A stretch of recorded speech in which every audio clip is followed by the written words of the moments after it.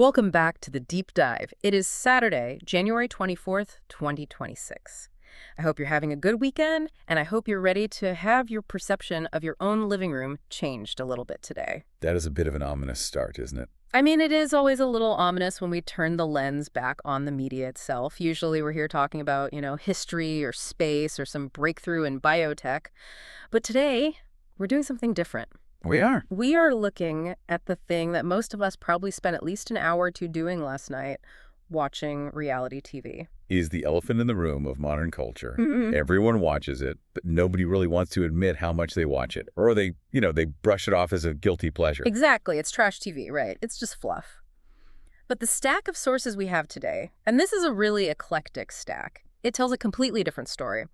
We are not just going to recap who got a rose on The Bachelor or who threw a drink at who on Real Housewives. We're looking at the machinery. And it is a massive, sophisticated machine, a very calculated one. We have academic theses from Scripps College on media economics. We have investigative reports from the Tufts Daily on the ethics of casting and mental health. We have a highly technical white paper from the IE. That's the Institute of Electrical and Electronics Engineers. Right, and it's about exploration algorithms. Which is much more fascinating than it sounds, I promise you. And we also have on-the-ground reporting from TV Fanatic and The Things about the current state of the industry, kind of the crisis it's in. So here's the mission today. We're going to peel back the curtain. We are. Because what these sources suggest is that reality TV isn't just cheap entertainment. It is a highly calculated economic engine, a psychological minefield, and perhaps, most terrifyingly, a data-gathering tool that knows more about you than you probably know about yourself. It's a really strange mix of sources when you lay them all out. You've got these dry, almost impenetrable technical papers about cost-aware exploration algorithms sitting right next to these heart-wrenching lawsuits filed by contestants on shows like Love is Blind. It's high-tech meets high drama. So here's the roadmap for you listening. We're going to start with money, the economics. Why is this genre taking over streaming? And hint, it's not just because we all secretly love drama. There's a much bigger reason. Then we're going to get into the production, the illusion of reality versus what is actually happening on set. We will tackle the ethics, specifically the mental health crisis. Wow. Then we have to talk about Squid Game, the challenge. Oh, we have to. It's the perfect case study. It really is. And finally, we will look at the algorithm and the future of the whole genre. It's a lot to cover. It is. So let's dive in. Let's start with the economics. Because I think the common assumption is that reality TV is popular because people like to watch other people be messy. That is the surface reason, absolutely. But if you want to understand why your Netflix homepage looks the way it does, you have to look at the balance sheet. You have to follow the money. We have this thesis from Scripps College, and it lays out the cost disparity between scripted and unscripted content. And the numbers are, honestly, they're shocking. They're staggering. Let's just set the stage here. We're in the prestige TV era, right? Yeah. If you are making a high-end scripted drama thing, Game of Thrones, Stranger Things, House of the Dragon, you are looking at an average budget of around $9 million per episode. $9 million. Per episode. And that's just an average. The big ones, the final seasons, they go way higher than that. Okay, so that's one side. Correct. Now, flip the coin. Look at unscripted TV, reality shows. You are looking at a budget of anywhere from, say, $100,000 to maybe $500,000 per episode. Wait, let me do the math here. Yeah. You could make an entire, say, 10-episode season of a reality show for the cost of one single episode of Stranger Things. Maybe less. Pretty much. You absolutely could. Now, there are outliers, of course. In its prime, a show like American Idol was costing maybe $2 million an episode. Which is still a bargain compared to $9 million. A huge bargain. Yeah. And most of that $2 million was just going to pay the celebrity judges, like Jennifer Lopez or Simon Cowell. The actual production costs, the nuts and bolts, it's pennies on the dollar compared to scripted television. So why is the gap so big? I get that you don't have to pay for, CGI dragons or build a spaceship set, but is that the whole story? Not at all. Yeah. That's part of it for sure. But the real savings, and this is the darker side of the economics that we'll get into, but comes from labor. Labor. How so? Yes. When you make a scripted show, you are hiring unionized workers across the board. You are dealing with the WGA, the Writers Guild of America. You're dealing with SAG-AFTRA, the Actors Union, the DGA, the Directors Guild. And all those unions have standards. They have fought for decades to establish minimum rates, health care, overtime protections, and crucially, residuals. Right. So if a show like Friends runs for 20 years and reruns on a cable channel somewhere, the cast and writers keep getting paid for that. Exactly. Every time it airs, a little check arrives. Yeah. Now, enter unscripted TV. The magic word is unscripted because it implies there are no writers. And if there are no writers, You don't have to deal with the Writers Guild. You don't have to pay WGA rates. you don't have to pay residuals. Yeah. You don't have to provide their health care plan. You bypass the entire structure. But wait a minute, that can't be right. We have all watched these shows. They clearly have storylines. They have character arcs. They have setups and payoffs. Someone is structuring that. Someone is writing that. Of course. Of course they are. But in the industry, they aren't called writers. They're called story editors or segment producers or story producers. It's a different job title. It's a different title for the exact same job. They're doing the work of writing, crafting the narrative, feeding lines to cast members through interviews, deciding the structure of an episode. But because the job title is different, the production companies can and do completely bypass the union contracts. That feels like a loophole you could drive a production truck through. It is a massive loophole. It is essentially misclassification of labor to save money. And it's not just the writers, it's the cast. Unless you are a Kardashian, you are not getting residuals. You get a daily stipend. That's it. Your work is done, you're paid once, and they own your image in perpetuity. So from a network executive's perspective, this is a no-brainer. You get high-volume content for a fraction of the price. But there is another layer to this, right? It's not just about the cost of production. It's about what the content does for the platform itself. Right. And this brings us to a concept from business theory that's really useful here. It's called the jobs to be done framework. It was popularized by the late Clayton Christensen at Harvard. Okay. The idea is that customers don't just buy products, they hire them to do a specific job in their lives. Okay, so I hire a cup of coffee to wake me up in the morning. Exactly. Or you hire a milkshake to keep you from being bored during a long commute. So in the streaming world, there are two main jobs that content needs to do for a platform like Netflix or Hulu. The first job is acquisition. Acquisition, getting me to sign up in the first place. Exactly. This is the flashy stuff. This is House of the Dragon. This is the Super Bowl. This is the content that generates FOMO, fear of missing out. You see the billboards, your friends are all talking about it on social media, so you pull out your credit card and subscribe to HBO or Netflix because you have to see it. Okay, so that's the expensive $9 million an episode stuff. That's the loss leader, as they say in retail. Yes. It's incredibly expensive, but it brings you in the door. But here is the problem for the streaming service. Once you have watched The Dragons or you've finished the new season of Stranger Things, what keeps you from canceling your subscription? Right. I've seen the big show. Why should I pay $15 next month? There's nothing new for me. And that is where the second job comes in. Retention. Yeah. You need content that keeps people subscribed. You need volume. You need something that is easy to watch, that has a lot of episodes, that has a lot of seasons, and that becomes a habit. This is what I call laundry folding TV. Precisely. It's chewable content. It's Love is Blind, Selling Sunset, 90 Day Fiancé. You don't need to pay 100% attention to it. It can be background noise while you're cooking or, scrolling on your phone. It's comfort food. It is. But crucially, there is so much of it that you never run out. It prevents churn, which is the industry term for when customers cancel. Churn is the #1 enemy of a subscription business. So, to put it another way, Stranger Things gets me to the party, but Love is Blind locks the door so I can't leave. That is a terrifying but extremely accurate analogy. And once you understand this distinction, acquisition versus retention, you can look at the different streaming platforms and see their entire strategy laid bare. Let's look at Apple TV Plus S, for example. Because I was looking through their library recently, and I realized I couldn't find a single trashy dating show. There's nothing like that. There isn't, because Apple is fundamentally a hardware company. They sell iPhones and MacBooks. The job of Apple TV Plus is to make the Apple brand feel premium and prestigious.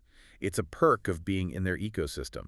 It's an ad for the iPhone. Essentially. So they focus almost exclusively on high-budget scripted acquisition content, Severance, Ted Lasso, The Morning Show. They don't need churn and burn reality TV because they aren't relying on the subscription revenue to keep the lights on. They have $1 trillion in the bank. Right. But then you look at a service like Discovery Plus. The complete opposite end of the spectrum. Discovery Plus is the undisputed king of retention. Yeah. They own TLC, HGTV, the Food Network. Their entire library is lean-back reality TV. It has almost 35% of the demand share for the whole genre. Wow. People subscribe to Discovery Plus not for one big event, but for a steady, endless diet of House Hunters and Dr. Pimple Popper and Chopped. And then there's the fascinating case of Netflix. Because Netflix started as the prestige disruptor. They gave us House of Cards. They're trying to be HBO. But now... Now they have hit a ceiling. Their growth has stalled. They can't grow by just acquiring new customers in North America because almost everyone who wants Netflix already has it. So their biggest fear is not acquisition, it's churn. It's people leaving. So they had to pivot. Hard. They shifted from a pure acquisition strategy to a very heavy retention strategy. Hence the absolute explosion of reality TV on Netflix in the last 3 or 4 years. The Circle, Too Hot to Handle, The Ultimatum, Selling Sunset. Exactly. These shows are cheap to make. They can pump out new seasons incredibly quickly, and they keep the subscriber engaged in the lull periods between the big scripted hits like The Crown. It's a purely economic calculation. I want to push back on this for a second, though. Is retention just a fancy business school word for quality? Or maybe addiction? I mean, if the show is bad, people wouldn't watch it, right? So isn't it just that people like reality TV? That is a fair question, and yes, people do like it. But think about the nature of the consumption. When you watch a great drama, a really dense show, you might watch 1 or 2 episodes and feel satisfied. It's emotionally taxing. You need to process it. Right, you need to think about it. When you watch reality TV, the platforms design it to be binged. The constant cliffhangers, the repetitive editing, the next time on segments, it is engineered for flow. It is designed to make time disappear. So yes, people like it, but the platform optimizes it to be consumed in a way that maximizes minutes watched rather than, say, artistic appreciation. It's the difference between a gourmet meal and a giant bag of potato chips. You appreciate the meal, you savor it, but you mindlessly consume the chips until the bag is empty and you feel a little sick. And right now, Netflix needs you to eat the chips. Hulu needs you to eat the chips. Because they're ad-supported, they need those minutes. Okay, so that's the money. It's cheap to make, and it keeps us hooked so we don't cancel our subscriptions. But let's talk about the product itself, because we call it reality TV. But one of our sources, specifically this article from TV Fanatic, makes a really important distinction. It says, unscripted television is not unwritten television. This is the open secret of the industry. I think everyone knows it's fake to some degree, but I don't think people realize how fake it is. The narrative is almost entirely constructed in the editing room, after the fact. Let's talk about a term you hear a lot, frankenbiting. Because that term alone gives me the creeps. It should. It's a ghoulish term for a ghoulish practice. Frankenbiting is an editing technique where they literally splice together different words and phrases from different audio clips to create a sentence that the person never actually said. Can you give us an example of how that works? Okay, let's say you're a contestant on a dating show. And on Tuesday, during an interview, you're talking about the food. You say, I really dislike this meal. Then on Thursday, you're talking about a rival contestant named Tom. And you say, I think he is a great guy. Okay. 2 separate statements, days apart. The editors in post-production can take the audio for I dislike he, him, and stitch it together. So now the show airs, and the audience hears you say, I dislike him, referring to Tom. Even though I never said that sentence. You never said it. And they'll play that audio over a shot of your face while you're looking at Tom from across the room. That is, I mean, that's just lying. That's manufacturing a story out of thin air. It is. And they do it constantly. Yeah. If you watch closely, and once you hear this, you will never be able to unhear it. Whenever a character says something really controversial or dramatic in an interview segment, notice if their back is to the camera. Or if the camera's on a reaction shot of someone else. Because they can't show the lips moving. Exactly. Because the lips aren't saying those words in that order. Precisely. If you don't see the mouth moving, there's a very high probability it's a frankenbite. They are stitching a narrative together to create a villain or a hero or a love interest, regardless of what actually happened. And the sources argue that this is actually starting to backfire on the producers, this idea of immersion breaking. Right. In the early days of the genre, we kind of bought into the illusion. But now, audiences are incredibly savvy. We know about the editing tricks. We follow the contestants on TikTok and Instagram. We see the behind-the-scenes leaks. So when the show tries to force a fake, manufactured narrative, the audience rejects it. The suspension of disbelief just snaps. It's like seeing the zipper on the monster suit in an old horror movie. Once you see it, you can't be scared anymore. The illusion is shattered. Exactly. And this connects to the evolution of the genre itself. One of our sources traces this history. And it's really interesting to see how we got from point A to where we are now. Yeah, take us back, because it didn't start with dating shows and drama, right? It started more with documentaries. It did. Yeah. Arguably, the first reality show was in 1974. It was called An American Family in the U.S., and there was a similar one on the BBC. It was a fly-on-the-wall documentary about a regular family. It was voyeuristic, sure, but the goal was to show actual reality. The family even fell apart on camera. And then we got things like Candid Camera. Candid Camera introduced the idea of the setup, putting real people into fake situations to see how they react. But the big shift was in the year 2000. That's when we got Big Brother and Survivor. The social experiment. That is exactly how they were marketed. Put strangers in a house or on an island, cut them off from the world, and subject them to 24/7 surveillance. It was fascinating psychologically. And then right after that came The Bachelor. Right. And in those early 2000s days, you could argue that the people going on these shows were, they were naive. Right. Social media didn't exist in the same way. There was no influencer pipeline. You went on The Bachelor because maybe, just maybe, you actually wanted to find love, or at least appear on TV for 15 minutes of fame. But now we are firmly in the influencer era. The source material points out that authenticity is basically dead because the incentive structure has completely changed. Yeah. If you go on a Netflix reality show today, the audience assumes you are there to launch your brand. It's not a quest for love. It's a career move. Exactly. You want the sponsored content deals. You want the podcast. You want the Instagram followers. So the contestants aren't acting like real people anymore. They're acting like reality TV characters. They are self-producing. They're creating drama because they know drama equals screen time, and screen time equals followers. It's the gamification of human connection. Shows like The Ultimatum or Perfect Match, they aren't even pretending to be about finding a lifelong partner anymore. They are game shows where the currency is clout. And that brings us to the most disturbing part of our deep dive today. Because if these people are just characters in a game, we as viewers tend to forget that they're actual human beings. And the industry? Well, the industry seems to forget that too. This is the ethics section, and honestly, reading through the report from the Tufts Daily about the UCAN Foundation, I just felt physically ill. We need to talk about the human cost of that cheap production budget we mentioned earlier. We do. The UCAN Foundation, that's the Unscripted Cast Advocacy Network, was co-founded by a psychologist, Dr. Isabel Morley. And she has been gathering data and testimony from former contestants on what actually happens on these sets. And it is a laundry list of what could arguably be called human rights abuses. Let's start with the basics. The pay.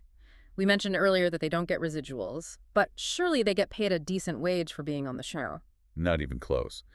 Because they're often classified as independent contractors or even game show contestants rather than employees, they're often paid below minimum wage when you factor in the number of hours they're working. And what are the hours like?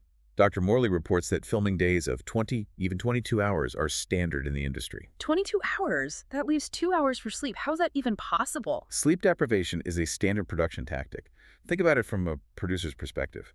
If you are well rested, you are rational, you are calm, you have emotional regulation. That makes for boring television. Right. But if you haven't slept in 30 hours and you're exhausted? You're emotional, you're snappy, you're irrational, you cry easily, your judgment is impaired. That is gold for a producer looking for a dramatic scene. So they keep them awake, they keep the lights on, they conduct interviews at 3 a.m. And it's not just sleep, it's food and water too, right? The sources mention that. The reports are consistent across multiple shows from multiple networks. Limited access to food, limited access to water, but unlimited access to alcohol. So you are starving, you're dehydrated, you're exhausted, and you're drunk. It is a recipe for a psychological breakdown. It is effectively creating an environment of coercion. It is designed to elicit good TV moments at the direct expense of the cast's well-being. I want to talk about the therapist aspect here, because this is something I think a lot of viewers use to justify watching. They think, oh, well, they have mental health support on set. They go through psychological screenings. Dr. Morley's work just blows this wide open. Yes, there are often therapists or psychologists involved, but here's the crucial question you have to ask. Who is the client? The client isn't the contestant. The client is the production company. Exactly. The therapist is on the payroll of the production. Their job is not to ensure the long-term well-being of the contestant. Their job is to ensure the contestant is stable enough to continue filming. And here's the kicker. In many contracts, contestants are asked to waive patient-therapist confidentiality. Wait, What? So if I tell the onset therapist my deepest, darkest fear in a confidential session? The therapist can, and is often contractually obligated to, relay that information to the producers, and the producers can then use that information to manipulate you. Imagine you tell the therapist, I have a deep insecurity about being abandoned because my dad left when I was 6. Okay. And then 2 days later, the producers engineer a situation where your partner on the show threatens to leave you just to see how you'll react. Yeah. They're using your own trauma against you as a story point. That is diabolical. That is weaponizing therapy. It is. And the consequences are not just bad TV moments. They are, in some cases, life and death.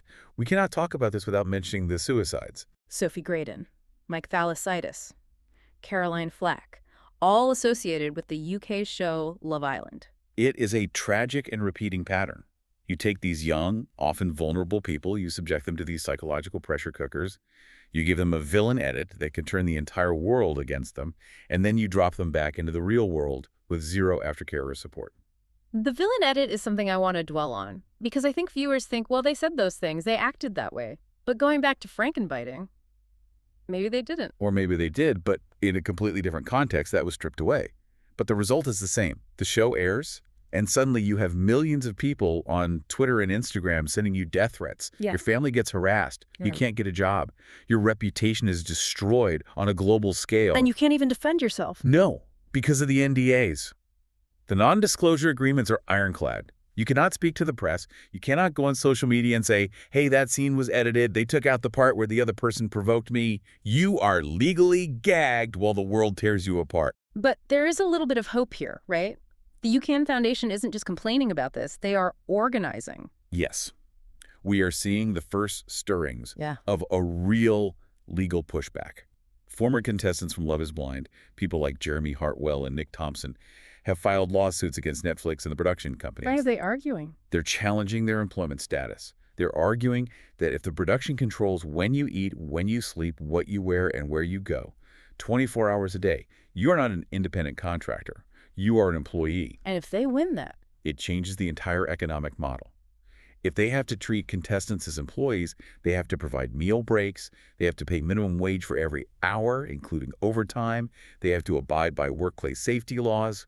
It would fundamentally break the model of cheap labor that the whole industry is built on. so we have this huge tension. On one side, a massive economic engine maximizing profit through what looks a lot like exploitation. On the other side, a growing movement for human rights and fair labor practices. And sitting right in the center of this, like a giant glowing monument to the absurdity of it all, is Squid Game, the challenge. The irony is so thick you could choke on it. I mean, it is just unbelievable. For the one person listening who maybe doesn't know, the original Squid Game was a scripted Korean drama on Netflix. It became a global phenomenon, and it was a brutal, violent critique of capitalism. It was about desperate people drowning in debt, forced to play children's games to the death for the amusement of a handful of bored, masked billionaires. It was a show that said, look how capitalism strips us of our humanity for profit. So naturally, what did the global capitalist corporation Netflix do? They looked at that searing critique of capitalism and said, hey, that looks like a great business model. And they turned it into a real reality show. Squid Game. The challenge. The largest cast in reality TV history, 456 players. The biggest cash prize, $4.56 million. They literally recreated the architecture of the dystopian nightmare, and people lined up around the block to join. And we, the public, lined up to watch. Yeah. It was #1 in 74 countries. It was a smash hit. But let's look at the production of this show, because it is the perfect case study for everything we have just discussed. Let's talk about the first game, red light, green light. The opening game. Absolutely iconic. In the drama, it's a giant robotic doll, and you have to freeze when it turns around. If you move even an inch, a sniper rifle shoots you. In the reality show, obviously, they use paint squibs instead of bullets. But the conditions on set were harrowing, according to reports. They filmed it at Cardington Studios in the UK. It's an old airship hangar. It's massive, unheated. And it was during a historic cold snap. Temperatures dropped below freezing inside the hangar. And how long did the game take? Because on TV, it takes about 5, maybe 10 minutes of screen time. The filming took between 7 and 9 hours. 7 to 9 hours in a freezing hangar, while wearing thin tracksuits. Let's remember the rules. You have to freeze. The sources, contestant testimony, say that for every red light, The contestants had to hold their pose for up to 30 or 40 minutes without moving a muscle, What? while the drunks flew over and the adjudicators in a booth checked the footage to see if anyone flinched. Imagine holding a mid-run pose on one leg for 40 minutes Yeah. in freezing cold. People were collapsing. There were multiple reports of hypothermia, nerve damage. Medics were being called in. People were hitting the floor, shaking uncontrollably from the cold. And the other contestants, they had to just stand there and watch. They couldn't help, because if they moved to help a fellow human being, they would be eliminated and lose their shot at the money. That is literally the Stanford prison experiment. That is forcing people to suppress their most basic human instinct, empathy for a cash prize. It is. It's the premise of the drama made real. And Netflix's response to these reports, they downplayed it heavily. They released a statement saying they took all safety precautions and that any medical issues were mild. But the contestants described it as a war zone. And then there were the games they had to change. They couldn't do the tug of war on a high tower for obvious safety reasons. So what did they play instead? They played warships, basically a giant game of battleship. Which was a logistical fix. But the psychological games, those were the most interesting to me. Tell us about the circle of trust. This one wasn't physical at all. It was pure paranoia. All the remaining players sit at desks blindfolded. One player is chosen to secretly place a gift box on another player's desk. Okay. Then everyone takes their blindfolds off. The person with the box has to guess who put it there. If you guess right, the person who gave you the box is eliminated. If you guess wrong, you are eliminated. So it's a one in however many chance. It sounds simple. But in that high-stress environment, after weeks of sleep deprivation and competition, it broke people. It turned friends into bitter enemies in seconds. It was designed to sow paranoia. And the winner, May Whelan, player 287, she navigated all of that. But the show itself was surrounded by rigging allegations, right? Yes. Multiple contestants came forward afterwards and claimed that certain favored players, people with large social media followings, influencers, people with good backstories, were allowed to move during red light, green light, and not get eliminated. So the producers were potentially putting their thumb on the scale? They claimed that some players were brought back after being eliminated, that some microphones were live while others were dummy mics. The accusation is that they were protecting their characters to ensure the final product was compelling. Ensuring the retention content was good. It all comes back to that. Okay. It's a lot. Let's zoom out. We have talked about the money, the fake reality, the ethics, and this wild case study. But there is one final piece of the puzzle, the technology. Because even if they make the show, how do they get you, the person at home, to watch it? This brings us to the algorithm. And we have this fascinating, highly technical white paper from the IE that looks specifically at Tubi, which is a free, ad-supported streaming service. Now, usually when we talk about algorithms, we think, it shows me what I like. If I watch a lot of horror movies, it recommends more horror movies. Right. In data science, that is called exploitation. The algorithm exploits its knowledge of your viewing history to give you a safe bet. It maximizes the probability that you will click on something. But there is a huge problem with that, right? You get stuck in a filter bubble. Exactly. Let's use an analogy. Imagine you have a favorite restaurant, and there's a waiter who knows you love steak. If that waiter brings you a steak every single night, eventually, you are going to get sick of steak. You're going to get bored. And you might stop coming to the restaurant altogether. That is churn. You cancel your subscription. Exactly. So the system needs to introduce variety. It needs exploration. It needs the waiter to occasionally bring you a plate of spicy calamari and say, hey, try this. You might like it. But that is really risky. If I hate calamari, I might get annoyed that he didn't bring me my steak, and I might leave. Precisely. This is the exploration versus exploitation dilemma. It's a classic problem in computer science. How do you introduce new things without annoying the user and hurting your engagement metrics? And Tubi found a brilliant and kind of sneaky solution. But something completely different, Ro. Yes. They created a row of content on their homepage that was totally random. It had nothing to do with your viewing history. But the genius wasn't just the content, it was where they put it. They used what the paper calls a cost-aware approach. Okay, break that down for us. What does cost-aware mean here? Okay, think about your screen when you open Netflix or Tubi. The top of the homepage, that first row, is prime real estate. If I put random junk there, the cost of that exploration is very high. You might open the app, see something you hate, and close it immediately. Right. I'm judging the whole service by the first thing I see. But let's say you have scrolled down. You're past the trending now row. You're passed because you watched. You are on row 10 or row 15. What does that tell the algorithm about your state of mind? It tells it that I haven't found anything I want to watch. I'm just doom scrolling through the options. I'm bored. I'm about to give up. Exactly. You are already disengaged. The cost of showing you something weird is now very low because you were probably going to leave anyway. In their words, you are behaviorally primed for novelty. So that is when the waiter brings the calamari. When I've already pushed away the menu and looked at my watch. Precisely. They place the something completely different row deep in the scroll. And it worked. It didn't hurt their core engagement metrics at all. Yeah. But more importantly, it helped them gather what they call unbiased data. Why is that data so special? Because usually your viewing data is biased by what the algorithm shows you. You click on the top row because it's the top row. Yeah. But if you scroll all the way down to row 15 and click on a random obscure documentary, that tells the algorithm you genuinely were interested in that content, not just its placement. It reveals your hidden preferences. And what was the result when they used this new data? When they fed that unbiased data back into the main recommendation system, it improved overall user engagement by nearly 1%. 1% doesn't sound like a lot. In the world of streaming, with 100 million users, 1% is tens of millions of dollars in retained revenue and ad sales.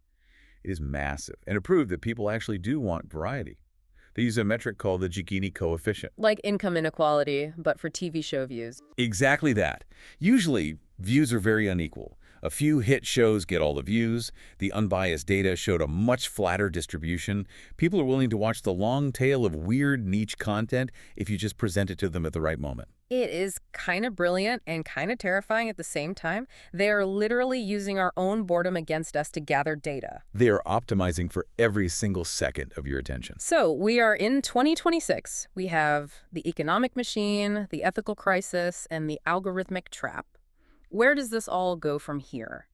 Is reality TV dying?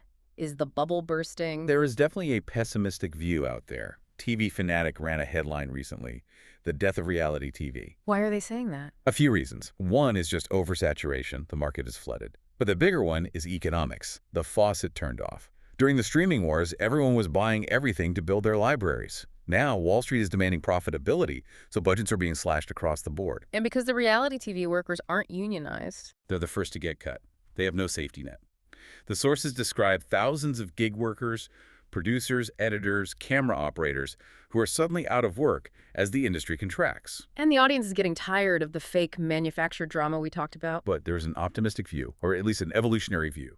The genre isn't necessarily dying. It is just changing. It has to. And one of the most interesting trends our sources point to for 2026 is sustainability in storytelling. This is fascinating. The Producers Guild has this initiative called Reality of Change. They are actively trying to weave climate action and environmental themes into reality TV. How does that even work? Are we going to see the Bachelor recycling edition? Maybe. They break it down into what they call the ABCs. A stories are explicit, shows like Down to Earth with Zac Efron, which is all about sustainability. Okay, that makes sense. B stories are where climate is a major subplot. The best example is Deadliest Catch. Right. The whole plot of recent seasons is that they can't find the crabs because the ocean is too warm and the population has collapsed. Exactly. That is a reality show documenting the real-time collapse of an ecosystem. That is incredibly powerful. And then there are C stories, which are about casual integration, just normalizing green behavior. So like the cast of Queer Eye driving an electric car or a challenge on Top Chef to make a plant-based meal? Subliminal sustainability. And the research shows audiences want this. 70% of Americans accept climate reality and want to see it reflected in media, contrary to what a lot of executives fear. And I guess reality TV is forced to confront it. You can't film Selling Sunset in Los Angeles without dealing with wildfires. You can't film ice road truckers if there's no ice. Reality TV is literally losing its sets to climate change. It has no choice but to adapt. And the other big evolution is the move toward niche content. Right, moving away from the monoculture of one giant show for everyone. Instead, we will see more hyper-specific shows for specific communities. Love on the Spectrum is a great example. It's kinder, it's gentler, and it's targeted at a very specific community and those who want to understand it.